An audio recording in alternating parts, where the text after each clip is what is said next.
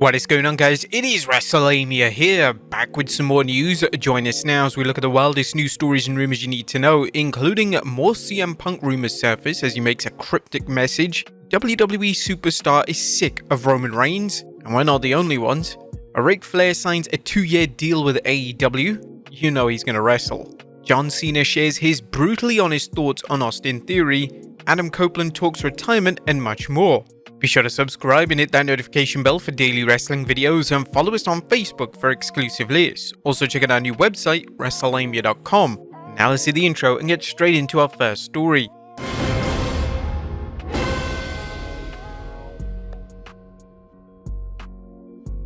Our first story looks at more CM Punk rumors surface. Atop of today's news are the latest rumors surrounding CM Punk. Let's look at the latest, including an Instagram message from Punk as well as Impact Wrestling's Scott D'Amore commenting on whether Punk would be welcome in Impact Wrestling.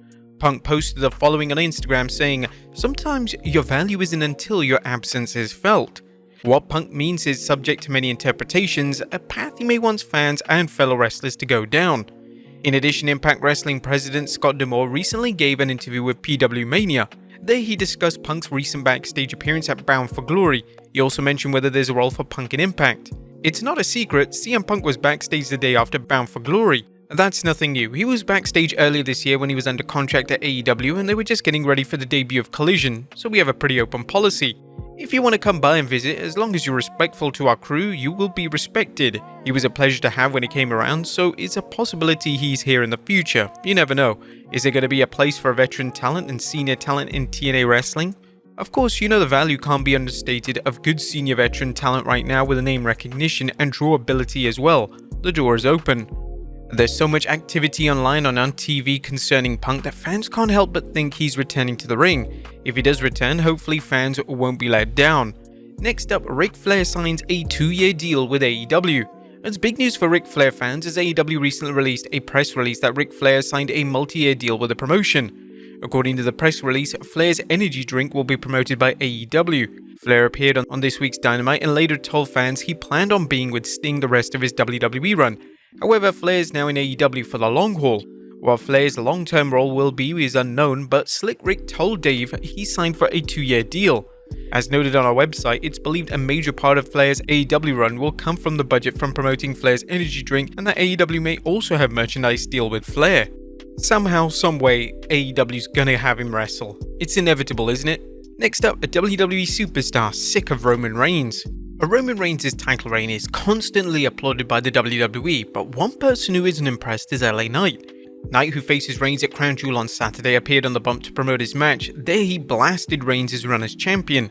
I'm going to tell you my assessment. My assessment is everybody's sick of that. Here's a guy, he's got about one title defense every 3-4 months, 4 defenses a year. We're celebrating the fact that he's been champion for 1,200 days? You gotta be kidding me.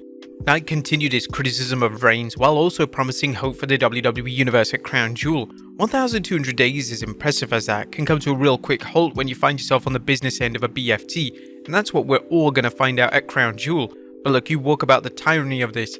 This revolution is going to walk in and release everybody from that tyranny with a new WWE champion. The Tribal Chief's title reigns have been few and far between and sadly appear to be getting even more rare.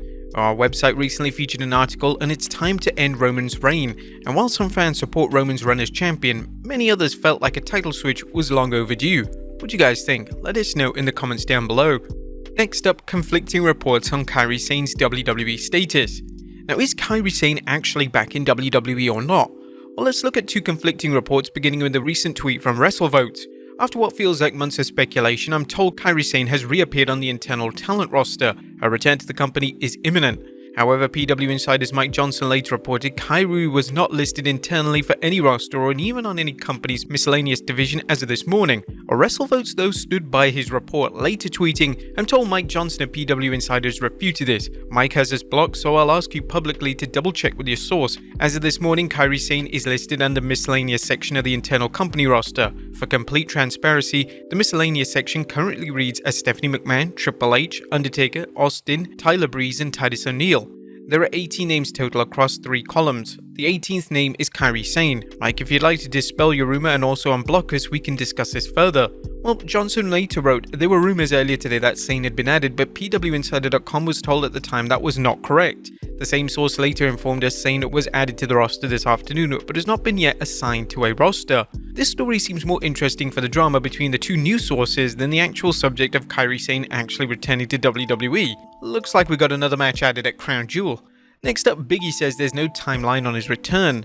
It's time for an injury update concerning the New Day's Biggie. Biggie has been out of action since he suffered a devastating neck injury back in March of 2022. He suffered a broken neck and he was fortunate as the injury could have ended his career or even left him paralyzed for life. While Biggie's fortunate in that regard, there's still no sign of an in-ring return.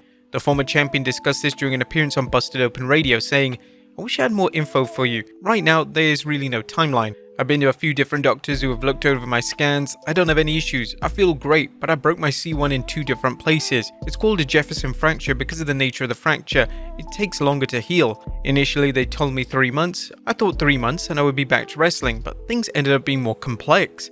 Although wrestlers have returned from serious injuries, the nature of Biggie's injury is nothing to take lightly when considering a return. Biggie pointed out, "There are chances I might take with a broken forearm or a finger, an ACL injury I've had before. I started wrestling when I was 23 and at that time, I was like, if I die in the ring doing what I love, so be it. I'm 37 now and you see life differently and you have other things to think about. I'm trying to make the best decision for myself and my health moving forward. I don't have any answers." You may recall Biggie discussing his medical condition last August when he revealed that his doctors told him he shouldn't consider returning to the ring. Next up, John Cena shares his brutally honest thoughts on Austin Theory. What does John Cena really think about Austin Theory? The two fought at WrestleMania 39 with Theory winning, but some fans remember the scathing promo Cena cut on Theory to build to their match and then the match itself.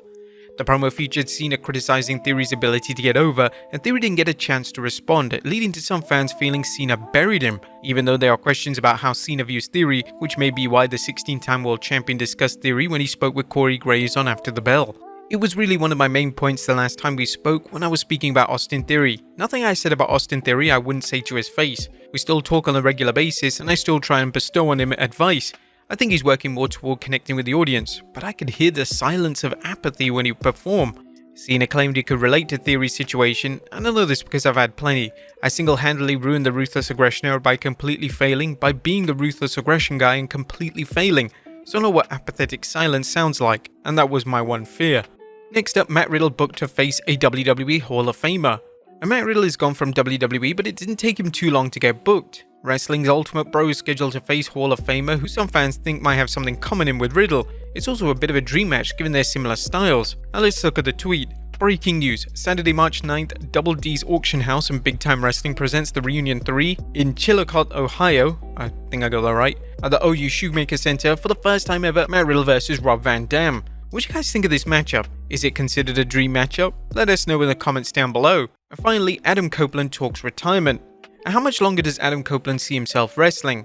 Well, the Rated R superstar sat down with ESPN's The Drop, revealing what led to him leaving WWE for AEW and how long he thinks he'll wrestle for.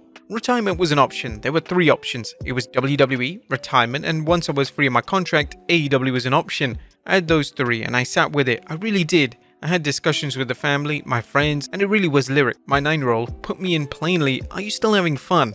Yeah, where are you gonna have the most fun? With Uncle Jay, Christian Cage. It seemed like a no-brainer. And then talking to Tony Khan and his excitement levels for it, that gets you excited. What do you guys think of Adam Copeland's run in AEW so far? Let us know in the comments down below, and I'll see you next time with some more wrestling content.